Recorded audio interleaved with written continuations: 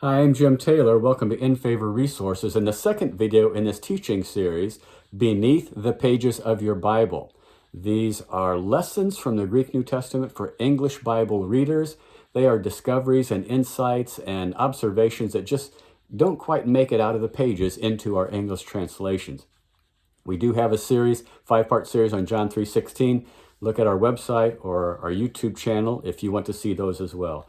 But in the first video of this series, I explained that prepositions, these little words, what I'm calling some of the biggest little words in the Bible, prepositions are locating words in place and time. So, my book is on the desk, or my book is in the desk, or my book is under the desk, or my book is above the desk, or beside the desk. All those words are prepositions, and they help us figure out where the book is.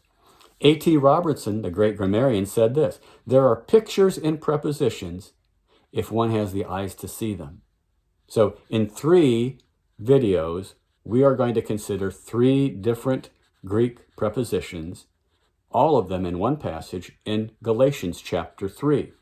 So, taken together, these 3 words tell a wonderful story, and someone's even called it a great sermon in 3 little words.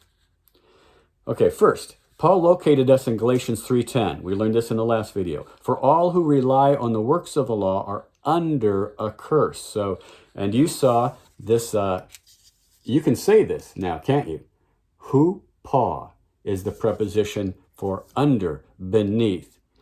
Without Christ, we are under those dark storm clouds, and life is hard and it never gets any better. But Galatians 3 also tells us how to get out of that horrible place where we don't want to be. So verse 13 now says that Christ redeemed us from, there's our preposition.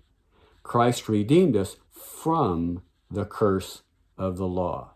Now, this particular preparation, to go back to our homemade pictorial dictionary. I don't have a picture for this one because there's nothing that I know of that sounds like ek, except the first syllable of several words that you know. Words like eczema and echo and ecumenical and Ecuador. If you just say that first syllable, and you can say it with me, just say ek. Ek, that is our preposition for today. Let's see, its root meaning is out of or from within. It means you go from the interior of something to its exterior. There is movement out of a situation or a place. So in the Bible, it's translated from, out of, or away from. And it usually denotes separation. You're no longer in that, you are out of it. Nathanael asked, can anything good come out of Nazareth? Ek. Jesus made a whip from cords, and he drove the money changers, all of them, out of the temple. Ek. They were in the temple. A few minutes later, none of them were in the temple. It's used with verbs of motion, like to cast something out or to depart to another place. So when Philip baptized the eunuch, it says they went down into the water, and then they came up out of, ek, came up out of the water. You see the movement from one place to another there. In John chapter 4, the sick boy's father heard that Jesus had come out of Judea into Galilee. This preposition shows that Jesus moved from one country into another. And Peter told us to declare the praises of him who called you out of darkness and into his wonderful life. Out of darkness, that's ek, the Greek preposition. So here we were stuck living a hopeless, pointless, directionless, fruitless life without Christ and under the curse of the law. But Jesus did something that took us out of our despair. It moved us away from it. Ek. Something that Galatians 3 said, redeemed us from the curse of the law. The Passion Translation says, Christ paid the full price. That's their interpretation of redeemed. Christ paid the full price to set us free from the curse of the law. So what did Jesus do to move us away from our despair and our pain and our anguish?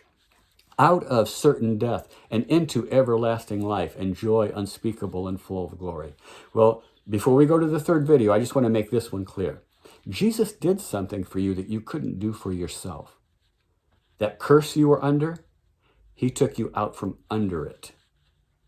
He moved you away from it. He gave you a passport that enabled you to move not from one country to another, but from this world to a completely different one. And listen, it didn't come cheap. It cost Jesus dearly.